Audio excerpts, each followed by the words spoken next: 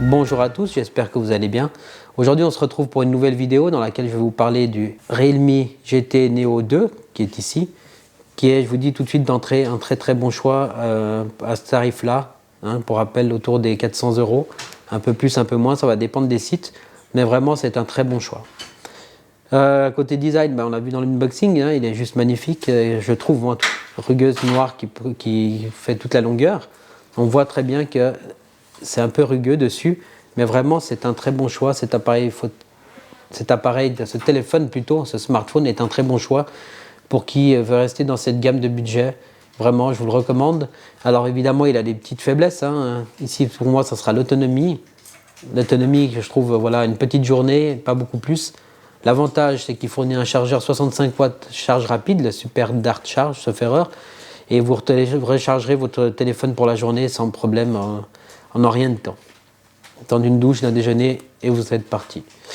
Qu'est-ce que je peux dire sur ce téléphone? Il n'y a rien de particulièrement gênant. Tout fonctionne bien, que ce soit le capteur d'empreinte, l'écran, la luminosité de l'écran, tout ça. On peut juste lui reprocher en faible luminosité dans le noir. On ne peut pas descendre plus bas. En étant tout en bas, ça reste un peu fort. L'éclairage, vous voyez, là je suis au minimum. Je ne sais pas si on arrive à voir.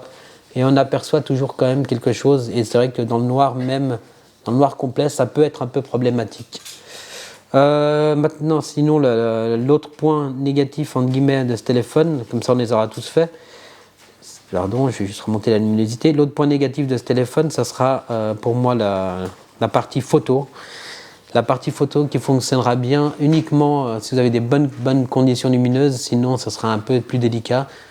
Je vous montrerai de toute façon tout ça dans les exemples. Je vous mettrai quelques photos que j'ai prises et des vidéos.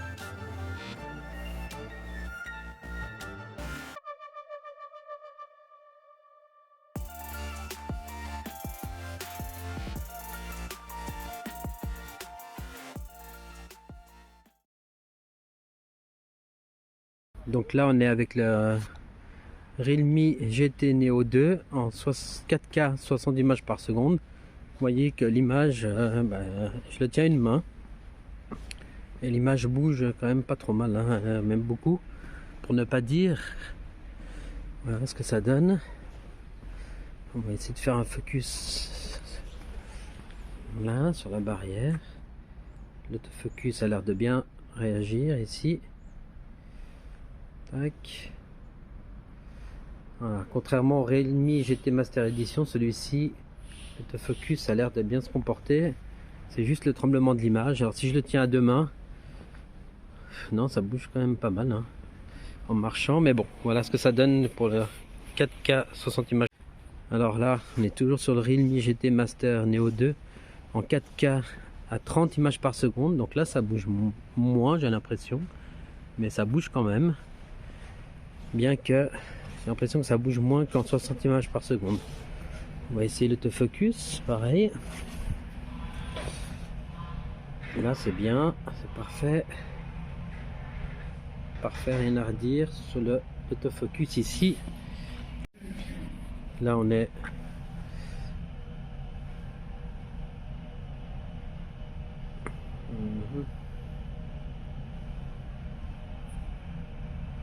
donc là on est en Full HD.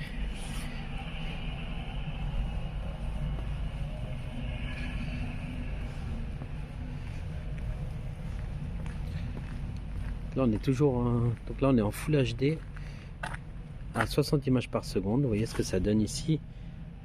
Tac.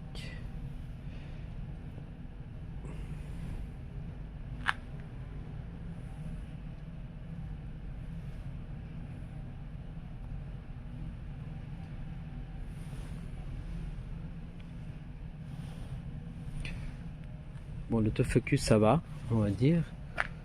Ici, Hein, si c'est trop petit, il n'arrive pas à faire le focus quand même, j'ai l'impression. Là oui, là, là oui. Ok. Donc vous voyez ce que ça donne en Full HD, donc 1080 pardon, en 60 images par seconde. Donc là la stabilisation est quand même bien meilleure, il n'y a pas à dire. Ok, on va passer à la caméra frontale.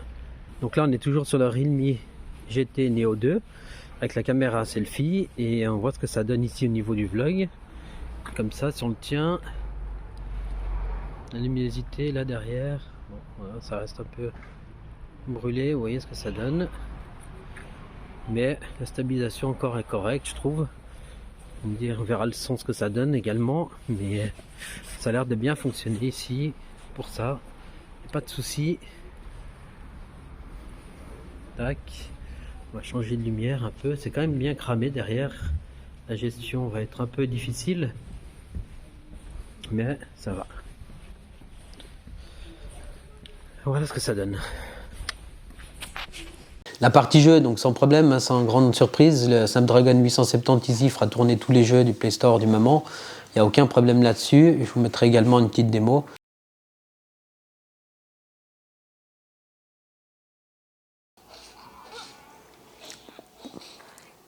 Donc là, on voit très bien que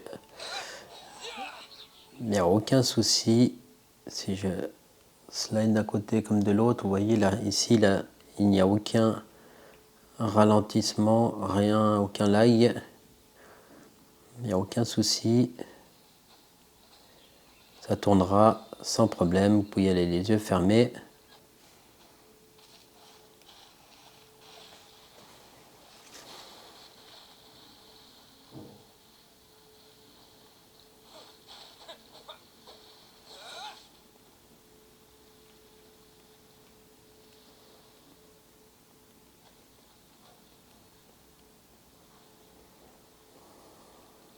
Vraiment, voilà, aucun souci pour les jeux. Encore une fois, je vous le redis, le Snapdragon 870 ici fonctionnera sans aucun souci. Vous pouvez me faire confiance, ça marche sans problème. Mais voilà, ce téléphone vraiment est un très très bon téléphone. J'ai aimé l'utiliser pendant ces quelques semaines là que je l'ai. Voilà, il prend pas beaucoup les traces de doigts. Il est vraiment très agréable en main. Un peu grand quand même, mais pas trop lourd. Ça, c'est pas trop lourd pour sa taille et son gabarit, hein, évidemment. Mais vraiment, les finitions impeccables, une qualité de construction vraiment agréable. Il me fait penser énormément à l'arrière, la partie module photo ici, au OnePlus Nord 2, ici. D'ailleurs, je n'ai toujours pas fait le test, je le ferai à l'occasion.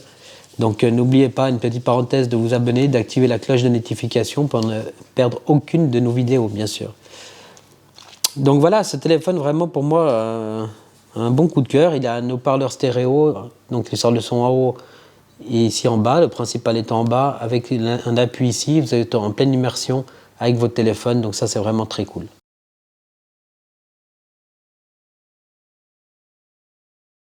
Alors voici ici le son du Realme GT Neo 2. J'espère que vous allez bien. Aujourd'hui on se retrouve pour une nouvelle vidéo dans laquelle on va faire un petit déballage, peut-être même une petite prise en main rapide du nouveau téléphone de chez Realme qui est le Realme GT Neo 2. Donc deux haut-parleurs, un ici en dessous le principal et au-dessus le secondaire.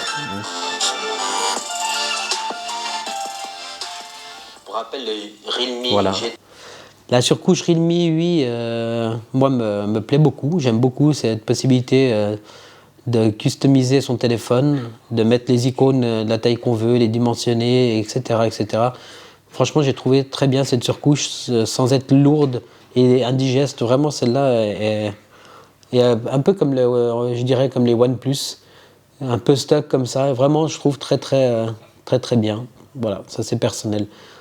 Donc ce téléphone, pour moi, je le recommande sans aucun souci. Si vous avez le budget pour ce prix-là, vous pouvez y aller les yeux fermés tout simplement, je vous le recommande. Voilà, sur ça c'était Louis d'Androphone-Tech. Comme d'habitude, si vous avez aimé la vidéo, un j'aime, un like, un partage, un commentaire, n'hésitez pas, je répondrai dès que je peux. Sur ça, je vous dis à très vite dans une prochaine vidéo, et je vous souhaite de très belles fêtes.